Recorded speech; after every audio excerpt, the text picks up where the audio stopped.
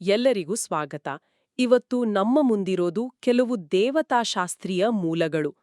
ನೋಡಕ್ಕೆ ಸ್ವಲ್ಪ ಕಠಿಣ ಅನ್ಸ್ಬಹುದು, ಆದ್ರೆ ಇವು ಒಂದು ದೊಡ್ಡ ಪ್ರಶ್ನೆಗೆ ಉತ್ತರ ಕೊಡಕ್ಕೆ ಪ್ರಯತ್ನಿಸ್ತವೆ.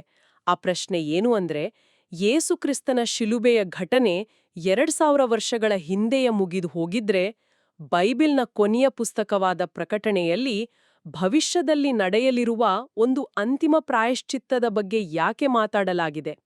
ಹಾಗಾದರೆ ಇನ್ನೂ ಪೂರ್ಣಗೊಳ್ಳದ ಕೆಲಸವಾದರೂ ಏನು? ಈ ಮೂಲಗಳು ಆ ರಹಸ್ಯವನ್ನು ಬಿಡಿಸಲು ಪ್ರಯತ್ನಿಸ್ತವೆ. ಹೌದು, ಇದು ಬಹಳ ಕುತೂಹಲಕಾರಿ ಪ್ರಶ್ನೆ. ಈ ದಾಖಲೆಗಳು ಹಳೆಯ ಒಡಂಬಡಿಕೆಯ ಲೇವಿಕಾಂಡ ಮತ್ತು ಹೊಸ ಒಡಂಬಡಿಕೆಯ ಪ್ರಕಟಣೆ ಗ್ರಂಥಗಳ ನಡುವೆ ಒಂದು ಸೇತುವೆಯನ್ನೇ ಕಟ್ಟುತ್ತವೆ. ಸೇತುವೆ. ಹೌದು. ಸಾವಿರಾರು ವರ್ಷಗಳ ಹಿಂದಿನ ಒಂದು ಧಾರ್ಮಿಕ ಆಚರಣೆ, ಅಂದ್ರೆ ಪ್ರಾಯಶ್ಚಿತ್ತ ದಿನ, ಅದು ಹೇಗೆ ಭವಿಷ್ಯದ ಒಂದು ಬ್ರಹ್ಮಾಂಡದ ಘಟನೆಯ ಮುನ್ಸೂಚನೆಯ ಅಥವಾ ಒಂದು ರೀತಿ ಟ್ರೇಲರ್ ಆಗಿತ್ತು ಅಂತ ವಿವರಿಸಲು ಹೊರಟಿವೆ. ಸರಿ. ಹಾಗಾದ್ರೆ ಇದನ್ನ ಹಂತ ಹಂತವಾಗಿ ಅರ್ಥ ಮಾಡ್ಕೊಳ್ಳೋಣ. ನಮ್ಮ ಇವತ್ತಿನ ಉದ್ದೇಶ ಸ್ಪಷ್ಟವಾಗಿದೆ. ಯೇಸು ತಾನೇ ಸೃಷ್ಟಿಕರ್ತನಾಗಿದ್ರೂ ಯಾಕೆ ಒಬ್ಬ ಸೃಷ್ಟಿಜೀವಿಯಾಗಿ, ಅಂದ್ರೆ ಮನುಷ್ಯನಾಗಿ ಹುಟ್ಟಿ ಬರ್ಬೇಕಾಯಿತು? ಹಾಗೆ ಬಂದು ಈ ಸಮಯ ಮತ್ತು ಜಾಗದ ಮೇಲಿನ ಅಧಿಕಾರವನ್ನು ಮತ್ತೆ ಹೇಗೆ ಪಡ್ಕೊಂಡ್ರು? ಈ ವಾದವನ್ನು ಸ್ವಲ್ಪ ಆಳವಾಗಿ ನೋಡೋಣ. ಹಾಗಾದ್ರೆ ಆ ಪ್ರಾಚೀನ ಆಚರಣೆಯಿಂದಲೇ ಶುರು ಮಾಡೋಣ. ಮೂಲಗಳು ಹಳೆ ಒಡಂಬಡಿಕೆಯ ಪ್ರಾಯಶ್ಚಿತ್ತ ದಿನದ ಒಂದು ಚಿತ್ರಣವನ್ನು ಕೊಡುತ್ತವೆ. ಮಹಾಯಾಜಕನು ಧೂಪಾರತಿಯನ್ನು ಹಿಡಿದು ಅದರಲ್ಲಿ ಯಜ್ಞವೇದಿಯ ಕೆಂಡವನ್ನು ತುಂಬಿಕೊಂಡು ಪರಿಮಳಯುಕ್ತ ಧೂಪದೊಂದಿಗೆ ಅತಿ ಪವಿತ್ರ ಸ್ಥಳವನ್ನು ಪ್ರವೇಶಿಸುತ್ತಾನೆ. ಹೌದು, ಇಲ್ಲಿಗೆ ಪ್ರಕಟಣೆ ಗ್ರಂಥದ ಒಂದು ದೃಶ್ಯವನ್ನು ಜೋಡಿಸಲಾಗಿದೆ.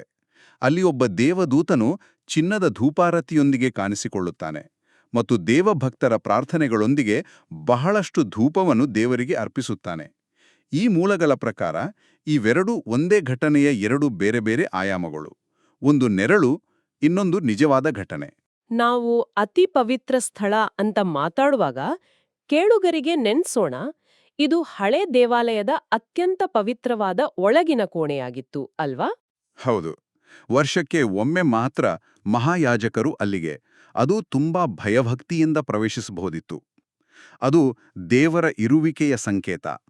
ಹಾಗಾಗಿ ಆ ಜಾಗ ಧೂಪದಿಂದ ತುಂಬಿಕೊಳ್ಳುತ್ತೆ ಅನ್ನೋದಕ್ಕೆ ಬಹಳ ದೊಡ್ಡ ಸಾಂಕೇತಿಕ ಅರ್ಥವಿದೆ. ಖಂಡಿತ. ಮೂಲಗಳು ಒಂದು ನಿರ್ದಿಷ್ಟ ಅನುಕ್ರಮವನ್ನು ವಿವರಿಸ್ತವೆ. ಕುರಿಮರಿಯು 7ನೇ ಮುದ್ರೆನ ತೆರೆದಾಗ ಈ ಅಂತಿಮ ಪ್ರಾಯಶ್ಚಿತ್ತ ದಿನ ಶುರುವಾಗುತ್ತೆ. ಆಗ ಈ ಧೂಪವನ್ನ ಅರ್ಪಿಸುವ ಕಾರ್ಯ ಆರಂಭವಾಗುತ್ತೆ. ಆ ಅತಿ ಪವಿತ್ರ ಸ್ಥಳವು ಧೂಪದಿಂದ ತುಂಬುತ್ತಿರುವಾಗ 7 ತುತೂರಿಗಳು ಊದಲಾಗ್ತವೆ. ಇದನ್ನೊಂದು ರೀತಿ ಕಾಸ್ಮಿಕ್ ಕೌಂಟ್ಡೌನ್ ತರ ಯೋಚಿಸಬಹುದು. ಪ್ರತಿಯೊಂದು ತುತೂರಿಯ ಸದ್ದು ಒಂದು ದೊಡ್ಡ ಘಟನೆಯ ಆರಂಭವನ್ನು ಸೂಚಿಸುತ್ತೆ. ಅಂದ್ರೆ ಕೊನೆಯ 7ನೇ ತುತೂರಿ ಊದಿದಾಗ ಕ್ಲೈಮ್ಯಾಕ್ಸ್ ಶುರುವಾಗತ್ತಾ?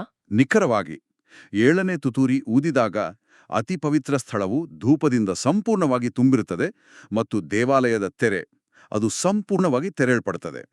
ಆಗಲೇ ನಿಜವಾದ ಪ್ರಾಯಶ್ಚಿತ್ತ ಪ್ರಾರಂಭವಾಗ್ತದೆ ಅಂತ ಈ ಮೂಲಗಳು ಹೇಳ್ತವೆ. ಪ್ರಾಯಶ್ಚಿತ್ತ ಅಂದ ತಕ್ಷಣ ನಮ್ಗೆ ನೆನ್ಪಾಗೋದು ಪಾಪಕ್ಷಮೆ. ಆದ್ರೆ ಈ ಮೂಲಗಳು ಅದಕ್ಕಿಂತ ಆಳವಾದ ಅರ್ಥವನ್ನು ಕೊಡ್ತಿವೆ ಅಲ್ವಾ? ಹೌದು, ಖಂಡಿತ. ಇಲ್ಲಿ ಪ್ರಾಯಶ್ಚಿತ್ತ ಅಂದ್ರೆ ಕೇವಲ ಪಾಪಗಳನ್ನು ಕ್ಷಮಿಸುವುದಲ್ಲ, ಅದರ ಅರ್ಥ ಸೃಷ್ಟಿಜೀವಿಗಳ ಇಚ್ಛಾಶಕ್ತಿಯನ್ನು ಪರಿಪೂರ್ಣಗೊಳಿಸುವುದು. ಇಚ್ಛಾಶಕ್ತಿಯನ್ನು ಪರಿಪೂರ್ಣಗೊಳಿಸುವುದೇ? ಹೌದು, ಮತ್ತು ಅವುಗಳಿಂದ ಪಾಪ ಮಾಡೋ ಸಾಧ್ಯತೆಯನ್ನೇ ಸಂಪೂರ್ಣವಾಗಿ ತೊಡೆದುಹಾಕುವುದು. ಇದೊಂದು ರೀತಿ ಫ್ಯಾಕ್ಟರಿ ರೀಸೆಟ್ ಇದ್ದ ಹಾಗೆ. ಈ ಪ್ರಕ್ರಿಯೆ ನಡೆಯುವಾಗ ಬೇರೆ ಯಾರೂ ಆ ಪವಿತ್ರಾಲಯವನ್ನು ಪ್ರವೇಶಿಸಲು ಸಾಧ್ಯವಿಲ್ಲ ಅಂತಲೂ ಹೇಳಲಾಗಿದೆ. ಓಕೆ, ಪಾಪ ಮಾಡುವ ಸಾಧ್ಯತೆಯನ್ನೇ ತೊಡೆ ಹಾಕುವುದು, ಇದು ಬಹಳ ದೊಡ್ಡ ಮಾತು. ಇದು ಹೇಗೆ ಸಾಧ್ಯ? 7ನೇ ತುತೂರಿಗೂ ಇದಕ್ಕೂ ಏನು ಸಂಬಂಧ? ಇಲ್ಲಿ ಒಂದು ತಾರ್ಕಿಕ ಸರಪಳಿ ಇದೆ. ಇದನ್ನ ಅರ್ಥ ಮಾಡ್ಕೊಂಡ್ರೆ ಎಲ್ಲವೂ ಸ್ಪಷ್ಟವಾಗುತ್ತೆ. 7ನೇ ತುತೂರಿ ಅನ್ನೋದು ಆ ಸರಪಳಿಯ ಕೊನೆಯ ಕೊಂಡಿ. ಸರಿ, ಆ ತಾರ್ಕಿಕ ಸರಪಳಿಯನ್ನು ಒಡೆದು ನೋಡೋಣ. ಮೂಲಗಳ ಪ್ರಕಾರ ಸರಪಳಿ ಹೀಗಿದೆ: ಪಾಪವನ್ನು ಜಯಿಸಿದರೆ ಮರಣವನ್ನು ಜಯಿಸಬಹುದು, ಮರಣವನ್ನು ಜಯಿಸಿದರೆ ಪುನರುತ್ಥಾನ ಮತ್ತು ರೂಪಾಂತರ ಸಾಧ್ಯ.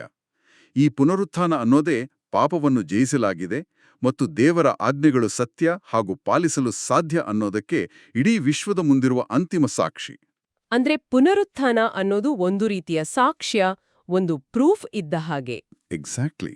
ಮೂಲಗಳು ಹೇಳುವಂತೆ ದೇವರ ಸತ್ಯಕ್ಕಾಗಿ ಹುತಾತ್ಮರಾದ ಸಾಕ್ಷಿಗಳ ನಿಗದಿತ ಸಂಖ್ಯೆ ಪೂರ್ಣಗೊಂಡಾಗ 7ನೇ ತುತ್ತೂರಿ ಊದಲಾಗುತ್ತದೆ ಮತ್ತು ಮೊದಲ ಪುನರುತ್ಥಾನ ಸಂಭವಿಸುತ್ತದೆ.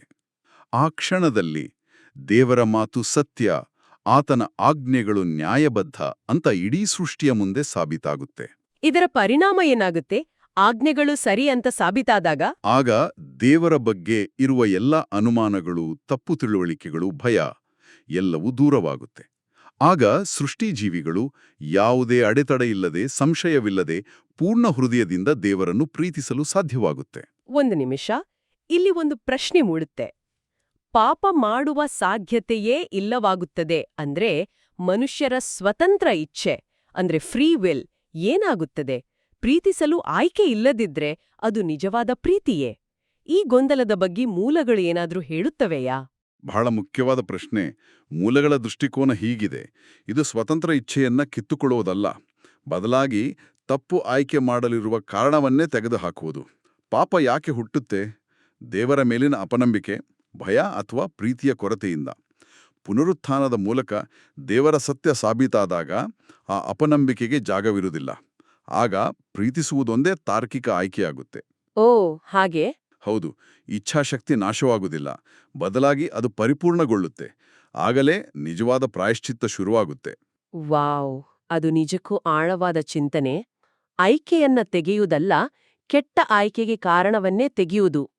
ಸರಿ, ನಾವು ಮೊದಲೇ ಮಾತಾಡಿದ ಆ ಧೂಪಕ್ಕೆ ವಾಪಸ್ ಬರೋಣ. ಅದು ಕೇವಲ ಒಂದು ಪರಿಮಳವಲ್ಲ, ಅದಕ್ಕೊಂದು ದೇವತಾಶಾಸ್ತ್ರೀಯ ಫಾರ್ಮುಲಾ ಇದೆ ಅಂತ ಈ ಮೂಲಗಳು ಹೇಳ್ತವೆ ಅಲ್ವಾ? ಹೌದು, ಅದೊಂದು ಸಮೀಕರಣದಂತಿದೆ. ಅರ್ಪಿಸುವ ಧೂಪ, ಅದು ಯಜ್ಞವೇದಿಯ ಬೆಂಕಿ ಮತ್ತು ದೇವಭಕ್ತರ ಪ್ರಾರ್ಥನೆಗಳ ಮೊತ್ತ. ಅಂದ್ರೆ ಧೂಪ = ಬೆಂಕಿ ಪ್ಲಸ್ ಪ್ರಾರ್ಥನೆಗಳು. ಇದನ್ನ ಸ್ವಲ್ಪ ಬಿಡಿಸಿ ಹೇಳಿ. ಯಜ್ಞವೇದಿಯ ಬೆಂಕಿ ಅಂದ್ರೆ? ಯಜ್ಞವೇದಿ ಪಾಪಿಗಳನ್ನು ಸುಡುವ ಶಿಕ್ಷೆಯ ಸ್ಥಳ. ಹಾಗಾದ್ರೆ ಆ ಬೆಂಕಿ ನ್ಯಾಯ ತೀರ್ಪಿನ ಸಂಕೇತವೇ? ಹೌದು, ಅದು ನ್ಯಾಯ ತೀರ್ಪಿನ ಧೂಪ ಆಗಿರಬಹುದು. ಆದ್ರೆ ಯೇಸು ನಮ್ಮೆಲ್ಲರ ಪರವಾಗಿ ಪಾಪಿಯಾಗಿ ಶಿಲುಬೆಯ ಮೇಲೆ ಯಜ್ಞವಾದ ಕಾರಣ ಆ ಬೆಂಕಿ ಈಗ ರಕ್ಷಣೆಯ ಧೂಪ ಅಥವಾ ಪ್ರಾಯಶ್ಚಿತ್ತದ ಧೂಪವಾಗಿ ಬದಲಾಗಿದೆ ಅಂತ ಮೂಲಗಳು ವಾದಿಸುತ್ತವೆ. ಅಂದ್ರೆ ದೇವರ ನ್ಯಾಯ ಮತ್ತು ಕರುಣೆ ಒಂದೇ ಸ್ಥಳದಲ್ಲಿ ಸಂಧಿಸಿದ ಹಾಗೆ. ನಿಖರವಾಗಿ. ಸರಿ, ಹಾಗಾದ್ರೆ ಸಮೀಕರಣದ ಇನ್ನೊಂದು ಭಾಗ ದೇವಭಕ್ತರ ಪ್ರಾರ್ಥನೆಗಳು. ಅವರ ಪಾತ್ರವೇನು? ಅವರು ಪಾಪಿಗಳಿಗೆ ಶಿಕ್ಷೆ ಕೊಡಿ, ನ್ಯಾಯ ಕೊಡಿ ಅಂತ ದೇವರಿಗೆ ಮೊರೆಯುತ್ತಾರೆ. ಇನ್ನು ಎಷ್ಟು ಕಾಲ ಕಾಯಬೇಕು ಅಂತ ಕೇಳ್ತಾರೆ? ಇಲ್ಲೇ ಒಂದು ಸುಂದರವಾದ ವಿಪರ್ಯಾಸವಿದೆ. ಆ ದೇವಭಕ್ತರು ಕೂಡ ಒಂದು ಕಾಲದಲ್ಲಿ ಪಾಪಿಗಳೇ ಆಗಿದ್ದರು. ಯೇಸುವಿನ ರಕ್ತದಿಂದ, ಅಂದ್ರೆ ಆ ಪ್ರಾಯಶ್ಚಿತ್ತದಿಂದಲೇ ಅವರು ದೇವಭಕ್ತರಾದರು. ಹಾಗಾಗಿ ಅವರ ನ್ಯಾಯದ ಕೂಗು ಕೂಡ ಆ ಪ್ರಾಯಶ್ಚಿತ್ತದ ಧೂಪಲು ಜೊತೆ ಸೇರಿದಾಗ ಮಾತ್ರ ದೇವರಿಗೆ ತಲುಪಲು ಸಾಧ್ಯ. ಅಂದ್ರೆ ಆ ಧೂಪವಿಲ್ಲದೆ ಅವರ ಪ್ರಾರ್ಥನೆಗಳಿಗೆ ಅಸ್ತಿತ್ವವೇ ಇಲ್ಲ. ಹೌದು, ಅವರು ಕೇಳುವ ನ್ಯಾಯ ಕೂಡ ಕೃಪೆಯ ಆಧಾರದ ಮೇಲೆಯೇ ನಿಂತಿದೆ. ಇದು ಈ ಮೂಲಗಳಲ್ಲೇ ಬರುವ ಇನ್ನೊಂದು ದೊಡ್ಡ ಮತ್ತು ಪ್ರಮುಖವಾದ ಯೋಚನೆಗೆ ನಮ್ಮನ್ನು ಕರೆತರುತ್ತೆ. ಅದು ಯೇಸುವನ್ನು ಪವಿತ್ರಾಲಯದ ಪ್ರತಿಯೊಂದು ಭಾಗ ಮತ್ತು ಪ್ರಕ್ರಿಯೆಯೊಂದಿಗೆ ಗುರುತಿಸುವುದು. ಹೌದು, ಇದೊಂದು ಅದ್ಭುತವಾದ ಪಟ್ಟಿ. ಮೂಲಗಳ ಪ್ರಕಾರ ದೇವಾಲಯದ ಪ್ರತಿಯೊಂದು ವಸ್ತುವು ಯೇಸುವಿನ ಒಂದು ಗುಣವನ್ನು ಸೂಚಿಸುತ್ತೆ. ಅಬ್ಬಾ, ಒಂದು ನಿಮಿಷ, ಇದು ಬಹಳ ದೊಡ್ಡ ವಿಷಯ. ಅಂದ್ರೆ ಆ ಇಡೀ ವ್ಯವಸ್ಥೆ, ಕಟ್ಟಡ, ಪೀಠೋಪಕರಣಗಳು, ಆಚರಣೆಗಳು ಪ್ರತಿಯೊಂದು ಒಂದೇ ವ್ಯಕ್ತಿಯ ಬೇರೆ ಬೇರೆ ಮುಖಗಳನ್ನು ತೋರಿಸುವ ಸಂಕೇತ ಅಂತ ಈ ಮೂಲಗಳು ವಾದಿಸ್ತಿವೆ. ಖಂಡಿತ. ಆ ಪಟ್ಟಿಯ ನೋಡೋಣ. ಯೇಸುವೆ ಅತಿ ಪವಿತ್ರ ಸ್ಥಳಕ್ಕೆ ಹೋಗುವ ಮಾರ್ಗ, ಯಜ್ಞವೇದಿಯ ಮೇಲಿನ ಪ್ರಾಯಶ್ಚಿತ್ತ, ಪಾಪಗಳನ್ನು ತೊಳೆಯುವ ಕೆರೆ ಅಥವಾ ಶುದ್ಧೀಕರಣ. ಓಕೆ. ಆತನೇ ದೇವಾಲಯದ ಬಾಗಿಲು, ಮೇಜಿನ ಮೇಲಿರುವ ಜೀವದ ರೊಟ್ಟಿ. ಹೌದು. ಚಿನ್ನದ ದೀಪಸ್ತಂಭದ ಬೆಳಕು, ಧೂಪವೇದಿಯ ಧೂಪ ಅಥವಾ ಪ್ರಾರ್ಥನೆ, ದೇವರ ಸನ್ನಿಧಿಯನ್ನು ಮರೆಮಾಡುವ ತೆರೆ ಅಂದ್ರೆ ಆತನ ದೇಹ, ಮತ್ತು ಕೊನೆಗೆ ಸಿಂಹಾಸನದ ಮೇಲೆ ಕುಳಿತಿರುವ ದೇವರು. ಅಷ್ಟೇ ಅಲ್ಲ, ಈ ಭೌತಿಕ ವಸ್ತುಗಳನ್ನು ಮೀರಿಯೂ ಆತನ ಪಾತ್ರವಿದೆ ಅಂತ ಹೇಳಲಾಗಿದೆ. ಆತನೇ ಆಳ್ವಿಕೆಯ ಆಧಾರವಾದ ಆಜ್ಞೆ ಮತ್ತು ಸೃಷ್ಟಿಜೀವಿಗಳ ಪುನರುತ್ಥಾನ ಮತ್ತು ನಿತ್ಯ ಜೀವ. ಅಂದ್ರೆ ಇಡೀ ದೇವಾಲಯದ ವ್ಯವಸ್ಥೆ ಒಂದು ದೊಡ್ಡ ನಕ್ಷೆ, ಮತ್ತು ಆ ನಕ್ಷೆಯ ಎಲ್ಲಾ ರಸ್ತೆಗಳು ಯೇಸುವಿನ ಹತ್ತಿರವೇ ಬಂದು ಸೇರುತ್ತವೆ. ಹೌದು, ಆತನಿಲ್ಲದೆ ಆ ಆಚರಣೆಗಳಿಗೆ, ಆ ವಸ್ತುಗಳಿಗೆ ಯಾವುದೇ ಅರ್ಥವಿಲ್ಲ. ಅವು ಕೇವಲ ಖಾಲಿ ಚಿಪ್ಪುಗಳು. ಈ ವಿಷಯ ತ್ರೈಕ್ಯ ದೇವರ ಕುರಿತಾದ ಒಂದು ಸಂಕೀರ್ಣ ವಿವರಣೆಯ ಕಡೆಗೆ ನಮ್ಮನ್ನು ಕೊಂಡೊಯ್ತದೆ. ಸರಿ, ಅದನ್ನೂ ನೋಡೋಣ. ತಂದೆ, ಮಗ ಮತ್ತು ಪವಿತ್ರಾತ್ಮ. ಇಲ್ಲಿ ಮೂಲಗಳು ಏನ್ ಹೇಳ್ತವೆ? ಮೂಲಗಳ ಪ್ರಕಾರ ದೇವರ ಎರಡನೇ ವ್ಯಕ್ತಿ ಅಂದರೆ ಮಗನು ಸೃಷ್ಟಿಜೀವಿಯಾಗಿ ಬಂದು ದೇವರ ಮೊದಲನೇ ವ್ಯಕ್ತಿ ಅಂದರೆ ತಂದೆಯಿಂದ ಸಮಯ ಮತ್ತು ಸ್ಥಳದ ಆಳ್ವಿಕೆಯನ್ನು ಆನುವಂಶಿಕವಾಗಿ ಪಡೆಯುತ್ತಾನೆ. ಇಲ್ಲಿ ಒಂದು ಗೊಂದಲ ಆಗಬಹುದು. ಆತನು ಸೃಷ್ಟಿಕರ್ತನಾಗಿ ಮೊದಲೇ ಎಲ್ಲದರ ಒಡೆಯನಾಗಿದ್ದ. ಮತ್ತೆ ಯಾಕೆ ಸೃಷ್ಟಿಜೀವಿಯಾಗಿ ಬಂದು ಅದನ್ನು ಆನುವಂಶಿಕವಾಗಿ ಪಡೆಯಬೇಕು? ಇದು ವಿರೋಧಾಭಾಸದಂತೆ ಕೇಳಿಸುತ್ತೆ. ಇದನ್ನ ಹೀಗೆ ಅರ್ಥ ಮಾಡಿಕೊಳ್ಬೋದು. ಇದು ಹೊಂದಿರುವ ಮತ್ತು ಗಳಿಸುವ ನಡುವಿನ ವ್ಯತ್ಯಾಸ. ಸೃಷ್ಟಿಕರ್ತನಾಗಿ ಆತನು ಎಲ್ಲದರ ಒಡೆಯ, ಅದು ಆತನ ಹಕ್ಕು. ಆದರೆ ಸೃಷ್ಟಿಜೀವಿಗಳ ಪ್ರತಿನಿಧಿಯಾಗಿ ವಿಧೇಯತೆಯ ಮೂಲಕ ಆತನು ಆ ಅಧಿಕಾರವನ್ನು ನ್ಯಾಯಯುತವಾಗಿ ಇಡೀ ಸೃಷ್ಟಿಯ ಮುಂದೆ ಸಾಬೀತುಪಡಿಸಿ ಗಳಿಸಿಕೊಡುತ್ತಾರೆ. ಓ, ಹಾಗೆ. ಆಗ ಬೇರೆ ಸೃಷ್ಟಿಜೀವಿಗಳು ಆತನ ಮೂಲಕ ಆ ಅಧಿಕಾರದಲ್ಲಿ ಪಾಲುದಾರರಾಗಬಹುದು? ನಿಖರವಾಗಿ. ಇದು ಅಧಿಕಾರದ ಸರಪಳಿಯ ಬಗ್ಗೆಯೂ ಹೇಳುತ್ತಲ್ವಾ? ತಂದೆಯ ಹೆಸರಿನಲ್ಲಿ ಮಗ, ಮಗನ ಹೆಸರಿನಲ್ಲಿ ಪವಿತ್ರಾತ್ಮ. ಹೌದು. ಯೇಸು ತಂದೆಯ ಹೆಸರಿನಲ್ಲಿ ಬಂದರೂ ಪವಿತ್ರಾತ್ಮನೂ ಯೇಸುವಿನ ಹೆಸರಿನಲ್ಲಿ ಬರ್ತಾನೆ. ಹಾಗಾಗಿ ಪವಿತ್ರಾತ್ಮನನ್ನು ಸ್ವೀಕರಿಸುವುದು ಯೇಸುವನ್ನು ಸ್ವೀಕರಿಸಿದಂತೆ ಮತ್ತು ಯೇಸುವನ್ನು ಸ್ವೀಕರಿಸುವುದು ತಂದೆಯನ್ನು ಸ್ವೀಕರಿಸಿದಂತೆ. ಈ ಸರಪಳಿಯ ಪ್ರಕಾರ ವಿಶ್ವಾಸಿಗಳ ಅಧಿಕಾರದ ಮೂಲ ಅವರಲ್ಲ, ಅವರಲ್ಲಿ ನೆಲೆಸಿರುವ ಸೃಷ್ಟಿಕರ್ತನಾದ ಪವಿತ್ರಾತ್ಮ.